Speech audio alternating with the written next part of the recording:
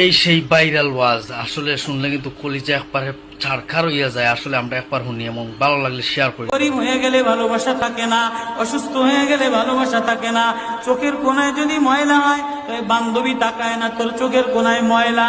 নাকের কোনায় যদি ময়লা হয় তো বন্ধু বান্ধবে তাকায় না। এখানে যদি একটা ফোড়া হয় তো বন্ধু বান্ধবী তাকায় না। ভালোবাসা মিলান হয়ে যায়, অভাবে পড়লে ভালোবাসা মিলান হয়ে যায়, অসুস্থ হয়ে গেলে ভালোবাসা মিলান হয়ে যায়। আল্লাহ বলে আমার কোনো অসুস্থ, আমার কোনো অসহায় গোলাম জামা ময়লা হয়ে গেছে, চাদর ময়লা হয়ে গেছে, হাসপাতালের কোনায় হাসপাতালের ফ্লোরের মধ্যে পড়া, গার মধ্যে ঘা দিয়া ভরা, লিভার নষ্ট হয়ে গেছে, দুর্বল হয়ে গেছে।